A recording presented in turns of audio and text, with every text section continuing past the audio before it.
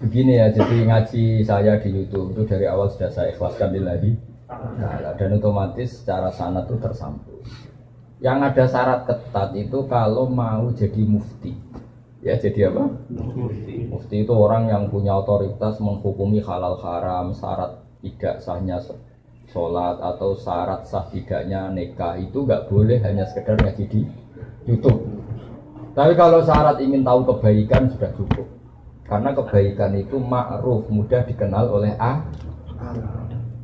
Jadi kalau syarat-syarat yang ketat harus ketemu gurunya, ngaji lama, terus akhlaknya harus baik, hafal Quran, hafal hadis, itu syarat untuk mufti, ya Pak? Mufti itu begini loh, fatwa sesuatu yang jelimet itu namanya mufti. Kalau sampean kan nggak perlu seperti itu. Makanya dengar ngaji saya yang bisa dilakukan, yang nggak ditunda itu sudah selesai. Dan potongannya ya nunda semua.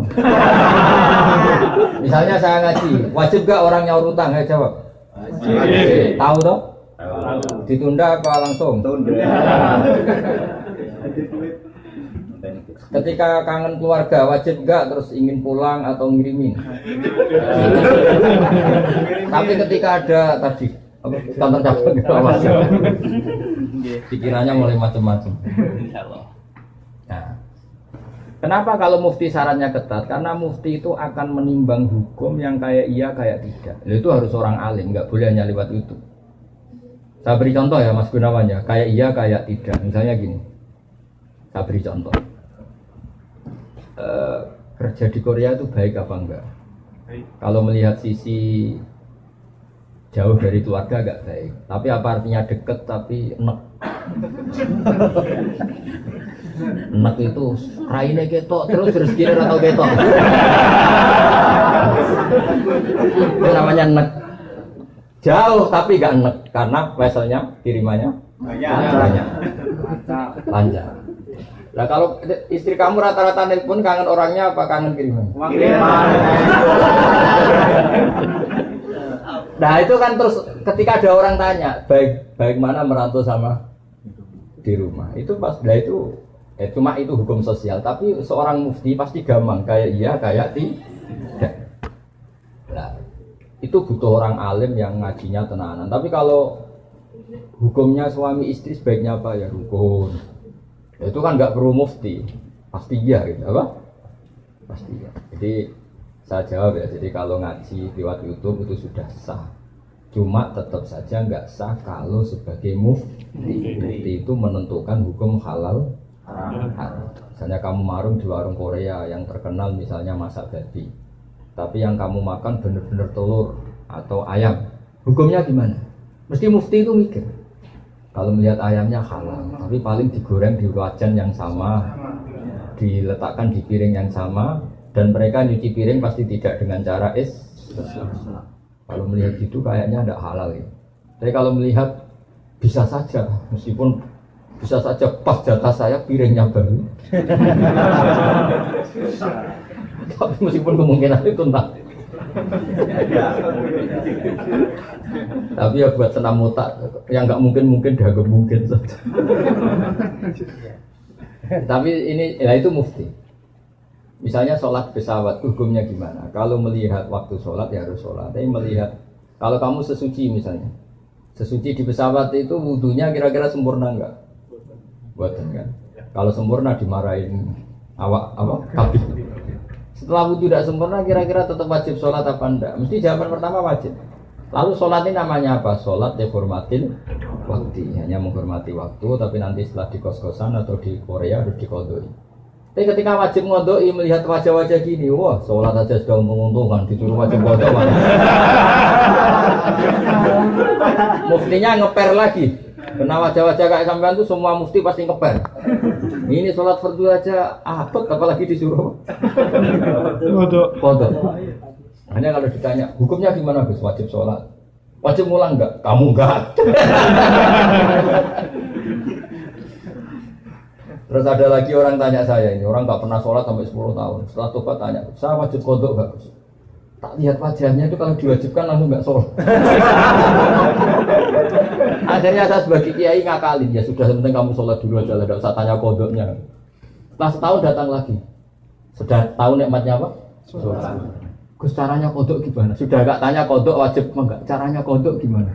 Saya bilang ya pokoknya tiap sholat kamu 2 kali aja, nggak usah langsung banyak apa?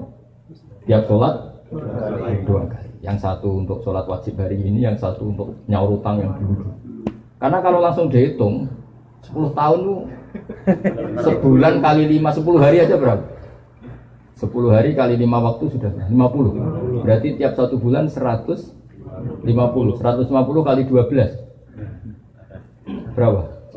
Banyak ya. Kali 10 tahun. Lihat raweh saja dia takut apalagi. Nah, wajibnya qadha itu sesuatu yang mudah dikenali. Tapi ngitung loyalitas orang pada agama. Rai-rai gini, rai-rai tobat musiman gini. Kalau langsung diwajibkan itu malah apa bahaya. Makanya bilang ya sudah sholat dulu aja. Katanya kiai harus mondok ikut 10 tahun sudah, saya sholat dulu aja, tidak usah tanya itu. Makanya dulu tuh ada cerita unik. Ini guyonan saya sebagai penghormatan pada Korea palsu ini ya. Ada kiai itu kan rata-rata anaknya cantik. Kalau anaknya tidak pati cantik, ya rapati kiai. Kiai betul itu rata-rata anaknya cantik. Karena istrinya rata-rata ya. Kalau kiai istrinya jelek ya agak musibah. Tapi bisa bikin kantor cabang kan? Ini provokator itu. Apa pengesahan apa? Pakai kartu apa? Enggak, kantornya aja. Dia mengistilahkan istri kedua itu. Singkat cerita itu anaknya itu cantik. Ya dulu itu enggak ada akses ke dalam kecuali harus jualan apa? Air. Jadi ada orang santri itu agak nakal dia. Ingin tahu ningnya kalau dalam bahasa pondok itu nih. Taman karena saya yakin semua yang ngaji saya di sini itu masih ada sisa-sisa santri. Karena orang Indonesia hebatnya gitu, kecilnya mesti dolanan di musola, nguyoyo di musola, ya kan? Baiknya orang Indonesia kan? Iya kan? Karena rata-rata kita pas kecil itu kan nyon sewu miskin, yang ada jeding itu di musola. Sekarang keluarnya tamer-tamer di Indonesia ke saya gitu, semenjak masjid bagus, kamar mandinya bagus. Kadang orang mau ke masjid itu bukan karena ingin jamaah, kudu ngising di rumah lari ke masjid. Ya kan sekarang banyak enggak? Banyak karena kamar mandi masjid lebih bagus. Yang parah kalau mau tidur Kang Ali, di rumah enggak ada AC, enggak ada kipas angin. Kalau ngantuk ke masjid. Kipasnya dinyalin. Di daerah kamu ya gitu. Di sini. Di kos-kosan nggak ada kipas, di sini masjid ada. Ada sih, malah sih di sini.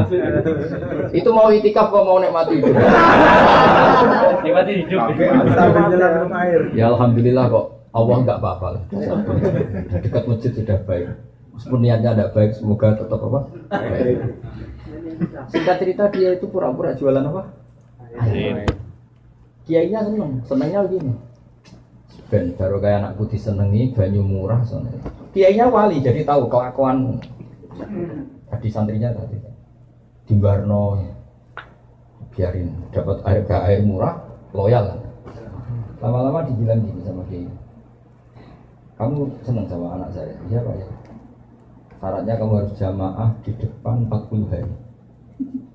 Kalau itu selesai nanti kesini tak nikahkan sama putri saya. Oh semuanya bukan main. Dia jamaah terus di depan ini di Masjid Haram, cerita ini di Mekah, nggak di Seragen, nggak di Solo. Jadi ini cerita kelas internasional, bukan kelas apa? Setelah itu semangat dia. Ya, syaratnya 40 hari di soft awal. Ya imamnya tentu imam Masjid Haram, nggak masuk imam nggak ini. Kalau di sini nggak jadi wali 40 hari belum jadi wali. Ini di Masjid Haram yang satu sholat sama dengan 1000 sholat, ya 1000 rakaat. Kalau sholat di sini satu sholat kan benar-benar satu. Kalau di sana lipatannya kan berapa? 10.000. Ada yang bilang pokoknya ribuan, ratusan ribu, terserah hitungnya sampai 40 hari. Hari ke-40 selesai sama kiainya digandeng santri. Ayo nak pulang ke rumah saya. Tak kawinkan sama anak saya sesuai perjanjian.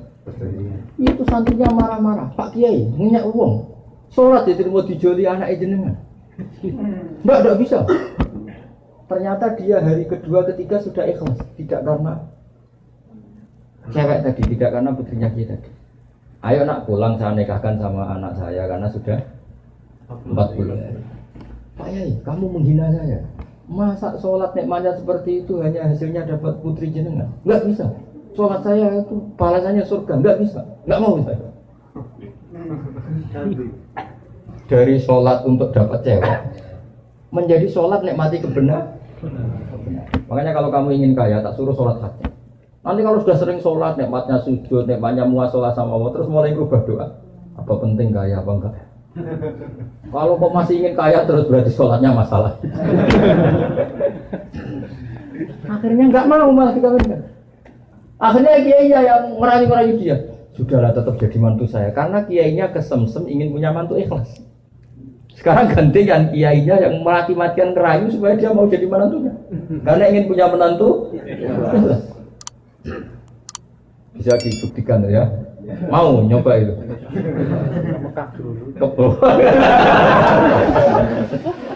Nah, contohnya ada harus Mekah. Misalnya Anda ingin kaya, dijazahi, disuruh sholat saja. Lama-lama nanti Anda akan muhasabah, mengkoreksi doa Anda. Betul enggak, betul enggak. Nah, Anda suka cewek, mati-matian cinta mati. Setelah kamu sholat, nanti mesti ada alamat. Ternyata mimpi gambarnya angin topan.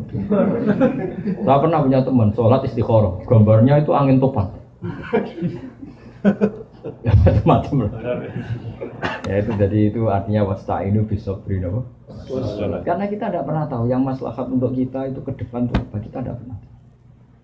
Makanya semuanya kita serahkan pada Allah Subhanahu. Ya, mungkin sampean kalau hidup di Jawa karena tetangga roh kiai kadang rapati senang. Karena kadang jadi gawan tonggo, tapi gara-gara di Korea melihat Islam gak hidup malah sampean jadi kiai. Kalau di rumah jadi kiai RT saja nggak ngangkat ya. Tapi kalau di sini langsung kiai internasional. Iya, kalau kiai di Indonesia namanya kiai lokal. Kalau sudah di sini, Islam.